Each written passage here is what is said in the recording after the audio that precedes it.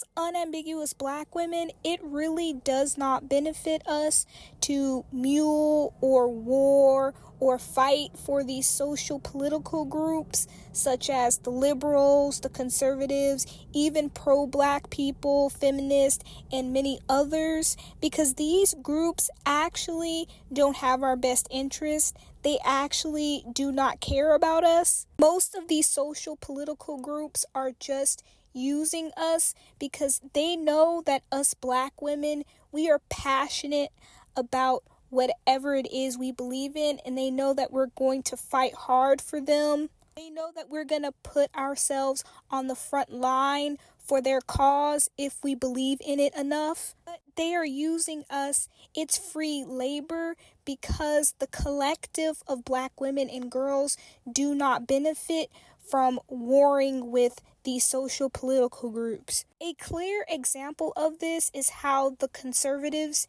use Candace Owens as the poster child for conservatism or for people of color who are conservatives. In reality, they're just using Candace Owens to prove that the right is not racist, or in other words, to say the things that white people wish they could say but can't, or they would be labeled as racist. So they just get like a black woman to say it because black on black hate goes unchecked, as I said in a previous video. We all know that the political right does not give a shit about black issues, especially issues that pertain to us as black women. I used to be conservative. I used to strongly support the conservatives. I used to look up to Candace Owens, but now I have a different perspective because I have witnessed the gaslighting tactics that a lot of conservatives have used against us African American women in particular. A lot of the conservative YouTubers that I was watching, like Lauren Chin, for example, started making videos about colorism, pretty much gaslighting us and acting as if it's all in our head, acting like we're being ridiculous and over exaggerating. And it was ignorant because you don't know my experience better than I do, Lauren Chen.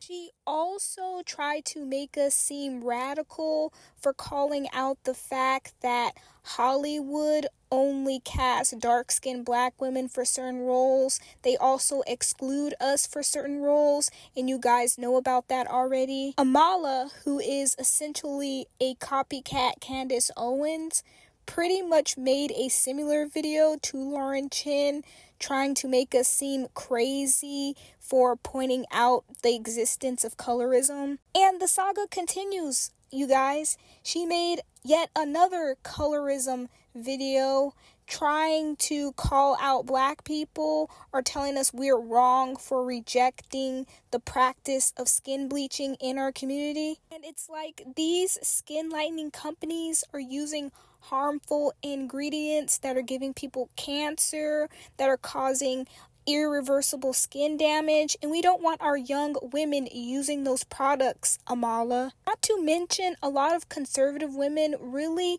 co-sign and agree with the misogynistic things that are said about women on these podcasts. So those are the reasons why I am no longer a ride or die conservative. It doesn't benefit me as an African American woman because conservatives, more often than not, try to minimize our plight with colorism and the misogynoir that we experience in this country. There is a very real hatred towards black women, and having this platform further confirmed what I already knew about misogynoir. There's so many trolls on this page who try to disparage black women and drag us for filth, but if you ask the conservatives, it's all in our heads, we're making it up, we're being silly, or their favorite thing to say is we're playing the victim.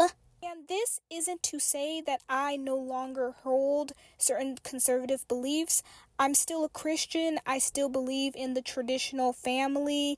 I still want to be, a stay-at-home wife one day. I just no longer identify with their movement and with other conservatives because I am prioritizing my plight as a black woman first. And it sure as hell does not mean that I am a liberal, because the liberals are no better. They use black women's free labor the same way the conservatives do with Candace Owens. And I'm pretty sure that these women who are in these political wars on both sides are benefiting individually. Candace Owens, for example, she's wealthy, she's feeding her family, and she's well known. She's benefiting on an individual level, but the point I'm making is that doing this does not benefit black women collectively. And with liberals in particular, the reason why black women should not be liberals either is because liberals support and promote this masculinized imagery of black women that is present all throughout Hollywood and all throughout the media. And this isn't me saying that I think that lesbian black women or masculine presenting black women should not have media visibility at all. What I'm saying is that the liberals are hyperly focused on them, and they only push this type of dark-skinned woman to the forefront. This woke liberal leftist media hardly ever pushes feminine presenting dark-skinned black women to the forefront because they want to perpetuate the idea that black women are masculine or hard or strong, which you guys all know is a harmful stereotype that has real-world consequences. Also, woke media likes to force fat acceptance or body positivity onto us monoracial black women, and that's the last thing we need right now. We have an obesity epidemic in this country, and it just so happens to be that it's higher amongst us because most black women are in poverty right now. So fat acceptance is the last thing we need. We need to be encouraging healthy lifestyles amongst young black women, and this isn't to say that I hate overweight women or that I think that overweight women are not beautiful. I just know that there's obvious health risk to being overweight. Lastly, it does not benefit us to be pro-black. Yes, I said it.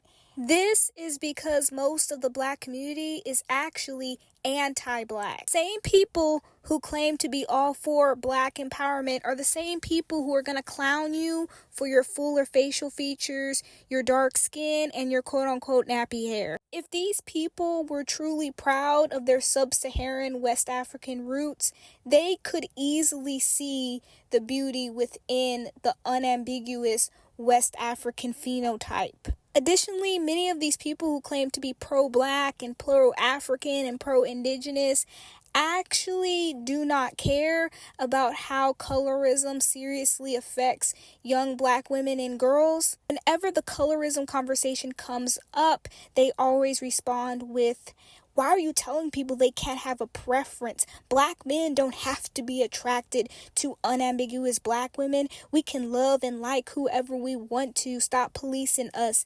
And you guys, they're right. They are entitled to love and like whoever they want to. They are entitled to their preference. So I'm not telling them they can't have a preference. I'm telling them that they can't have it both ways. If black men think that we're not good enough to be wives, preferences, or elevated for our West African beauty, then we are also not good enough to race war for black men. Again, if mixed beauty and non-black beauty is the dominant preference for men of the black community, then that's fine. However, they can't expect us black women to support a community that does not elevate our beauty. That would be self-defeating on our behalf. Instead, we need to focus on creating our own media publications that does uplift unambiguous West African beauty. We to social climb, rise to the top so that we become casting directors. And when we're casting directors, we can just cast other unambiguous Black women for roles that are for Black women. And this includes modeling projects as well. We need to prioritize femininity and womanhood because we are women above all else. We need to grow closer to our African roots, and you can do that through many, many ways. Anyways, I'm Akila Shay. That's all I have for today. And if you like this video, please subscribe to the Dark Skin Clique, and I'll catch you in the next one.